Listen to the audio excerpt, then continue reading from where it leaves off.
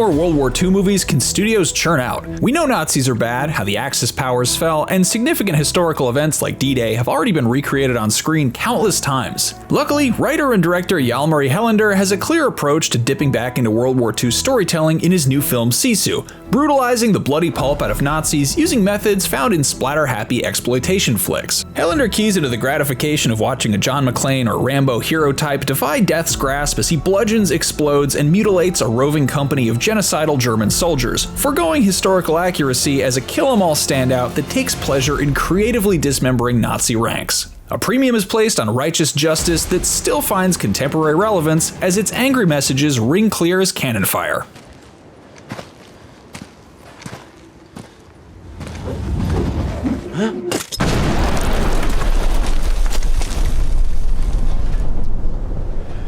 The story follows Finnish ex-commando Aatami Korpi, played by Jorma Tommila. He's now a reclusive gold digger, of a literal variety, who runs into a Nazi problem while traveling with his latest haul of nuggets. Enter SS Obersturmführer Bürho Heldorf as the head of a rogue convoy headed to Norway, and the astoundingly violent battle for Korpi's gold that ensues. Tommila joins the ranks of Liam Neeson and Bob Odenkirk as later-aged action stars who are still badass to the bone, while Axel Hennie plays a vile Nazi villain as despicable as Hitler himself. Tommila rises to the challenge of embodying Korpi as this living legend who can hack, slash, and headshot his way through German goons, creating the same flavor of thrills as watching John Wick keep gun-fooing things after taking 11 billion licks. The Finnish Lapland wilderness backdrops a desolate wasteland of dirt roads and rubble cities destroyed by Nazi forces, with the only color, outside grime and muck, coming from Korpi's shiny golden treasure. Shades of both 2014's Fury and Dead Snow 2 Red vs. Dead are present in Helander's vision as metallic war machines boom artillery shells while body parts tumble through the air to much excitement. He got gold!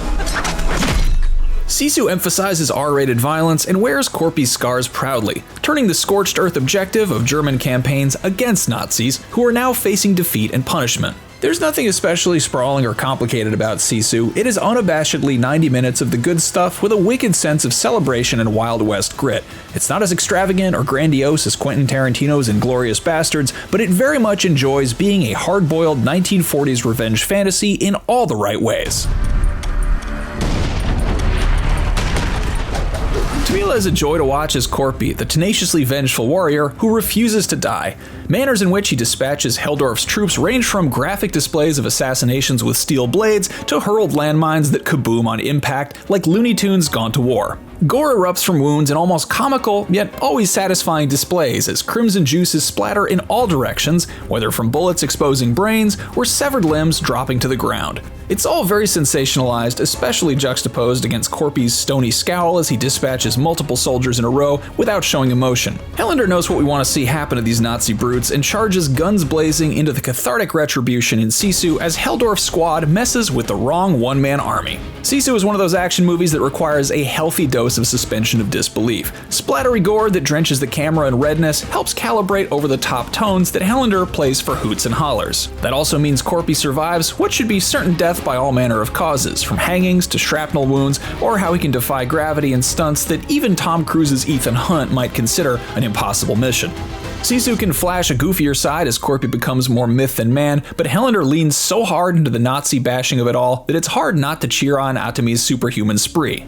Tommila is no Keanu Reeves, but the way he's able to bury his knife in a line of enemies while also flinging gunshots during fluid action choreography kicks around wit comparisons that are only ever a compliment. The glory of Sisu is that it's pure good versus evil in the most bone-crushing of executions. There's no mincing of storytelling or visual payoffs. Jack Doolan introduces an immediate element of repulsion as his Nazi sidekick Wolf is first seen leaving a truck filled with hostage women while fixing his pants, which grants Mimosa Willamo's Aino a fulfilling arc as one of those held against her will.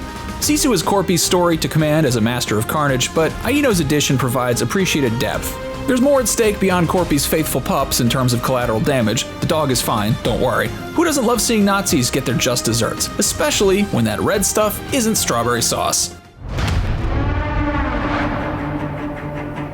Sisu wages a hellacious war against familiar fascist henchmen with an added boost of against all odds adrenaline. Jalmari Helander proves that killing Nazis never goes out of style as long as you're willing to hit as hard as Sisu. Actor Jorma Tommila rages against a hateful German machine as Aatami Korpi with a heroicness fit for fable-like boogyman fantasies passed from one generation to the next. Helander keeps it simple and cranks the dial on intensity to produce an action-packed World War II epic that thrives on a smaller yet still decadent scale of destruction. We praise a tale of impossible might, unlimited mayhem, and a Nazi body count that sure isn't stingy. For more, check out our reviews of John Wick Chapter 4 and Evil Dead Rise, and for everything else, stick with IGN. We have a word for that in Finland. Sisu! We might have a problem.